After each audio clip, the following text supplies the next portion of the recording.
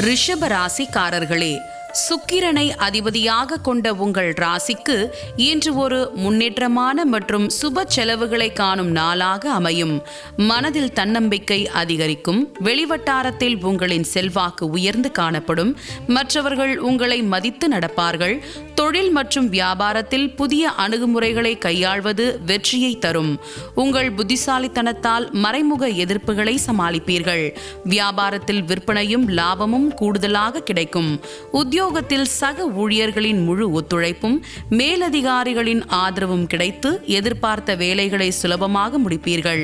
சிலருக்கு பதவி உயர்வு அல்லது நல்ல இடமாற்றம் பற்றிய சாதகமான செய்தி வரலாம்.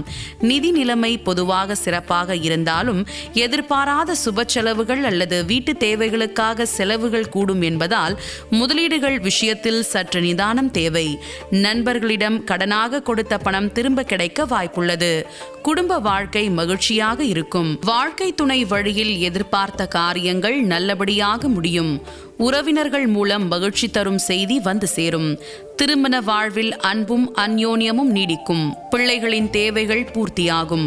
உடல் நலத்தில் சற்று கவனம் தேவை. குறிப்பாக அவசர உணவு மற்றும் அலைச்சலை தவிர்ப்பது நல்லது. மன அழுத்தத்தை குறைத்துக் கொள்ள தியானம் அல்லது இறை வழிபாட்டில் ஈடுபடுவது மனதிற்கு அமைதி தரும்.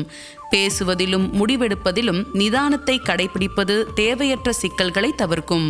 அதிர்ஷ்ட எண்கள் 3, 6. அதிர்ஷ்ட நிறங்கள் பச்சை, நீலம். வழிபட வேண்டிய தெய்வம் துர்க்கையம்மன்.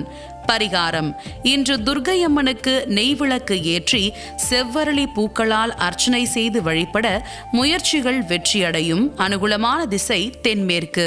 இன்று சந்திராஷ்டமம் உள்ள நட்சத்திரம் பூராடம், உத்திராடம். இன்றைய நாளை பொறுமையுடனும் விவேகத்துடனும் கையாண்டால் நல்ல லாபம் மற்றும் மகிழ்ச்சியை அனுபவிக்கலாம்.